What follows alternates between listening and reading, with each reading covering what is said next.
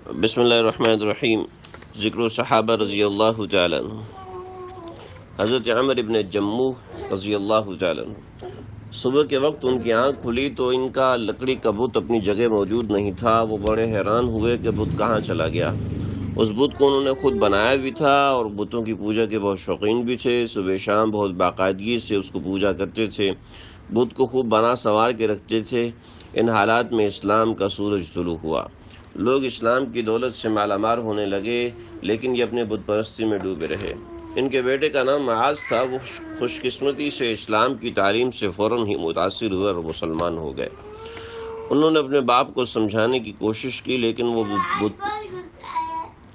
وہ بت پرستی سے باز نہ آئے۔ آخر انہوں نے اپنے چند دوستوں کے ساتھ ایک دلچسپ ترکیب سوچی۔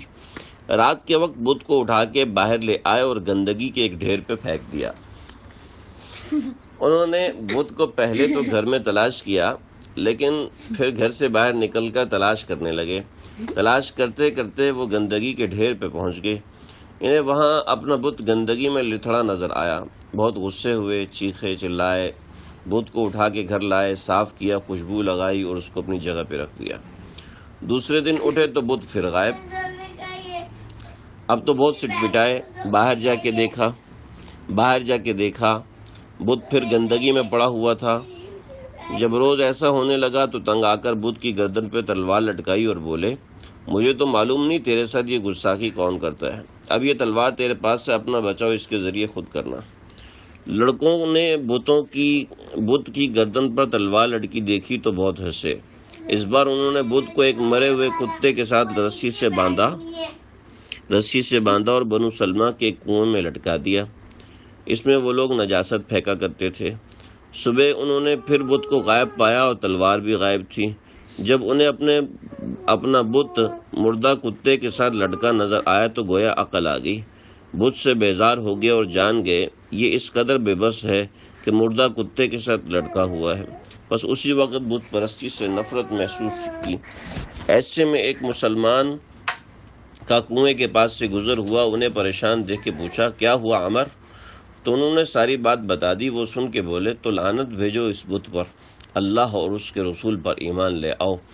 اس مسلمان کے جملے نے گرم لوہے پر چوٹ کا کام کیا اور اسی وقت اسلام لے آئے۔ یہ حضرت عمر ابن جموح رضی اللہ تعالیٰ عنہ تھے۔ خزرج کی شاخ بنو سلمہ کے رئیس تھے، اپنے خاندان کے بت خانے کے متولی بھی تھے۔ ہدایت پانے پر انہوں نے اللہ کا شکر ادا کیا۔ 2 ہجری میں غزوہ بدر پیش آیا۔ سیدنا عمر ابن جموح نے اپنے فرزندوں کے ساتھ شرکت کی، بہت بہادری سے لڑے۔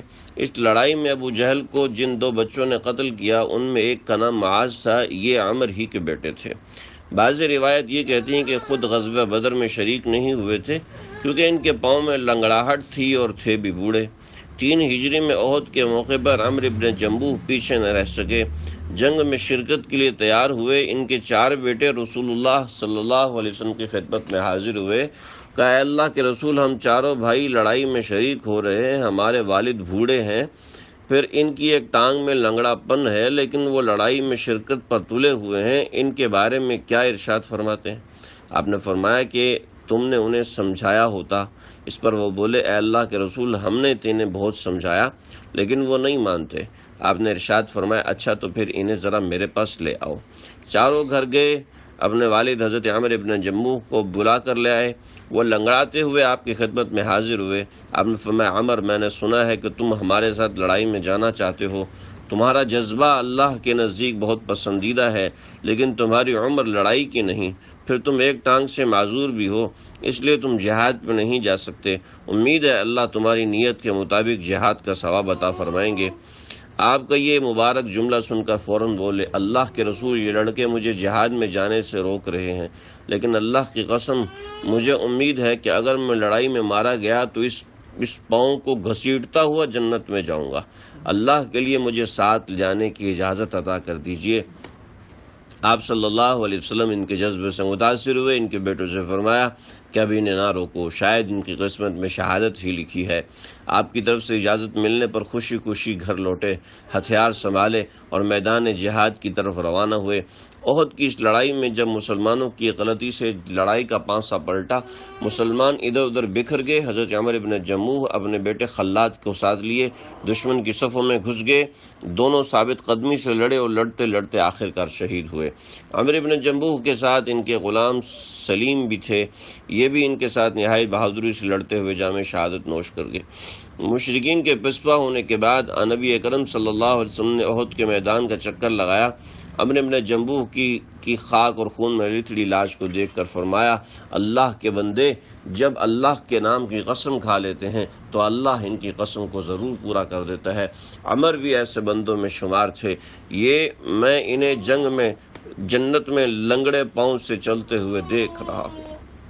اس لڑائی میں حضرت عمر کے برادر نسبتی یعنی ان کی اہلیہ ہند کے بھائی حضرت عبداللہ بن عمر نے بھی شہادت پائی تھی۔ حضرت ہند رضی اللہ تعالیٰ عنہ نے کہا کہ اپنے شوہر، بیٹے اور بھائی کی شہادت کی خبر سنی تو پوچھا کہ رسول اللہ تو خیریت سے ہیں؟ لوگوں نے جواب دیا، ہاں اللہ کے رسول خیریت سے ہیں۔ یہ سن کر سیدہ ہند رضی اللہ تعالیٰ عنہ نے کہا کہ آپ سلامت ہیں تو تمام مصیبتیں آسان ہیں۔ ہند رضی اللہ تعالیٰ عنہ اپنے ساتھ اونٹ لے کر آئی تھیں، اس پر اپنے شوہر، بھائی اور فرزند کی لاش لے کر مدینہ کی طرف روانہ ہونے لگیں۔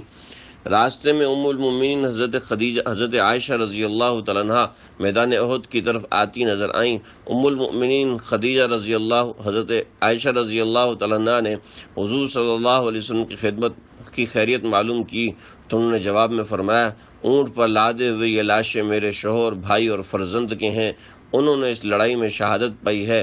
اسی وقت اونٹ بیٹھ گیا، انہوں نے بہت مشکل سے اٹھایا لیکن اونٹ نے مدینہ کی طرف ایک قدم نہ اٹھایا۔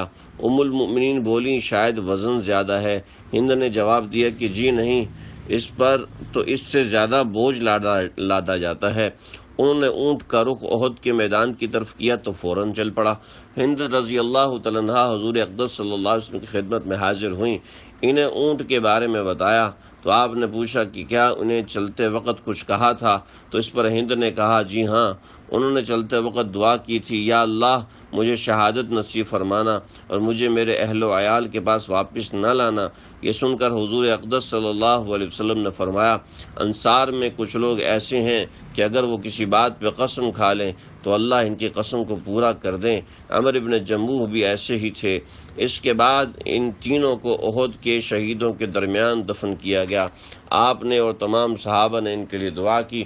عمر بن جموح اگرچہ آخری عمر میں مسلمان ہوئے تھے اور مسلمان کی حیثیت سے صرف 3 سال زندہ رہے، اس کے باوجود بڑے صحابہ میں شمار ہوتے ہیں۔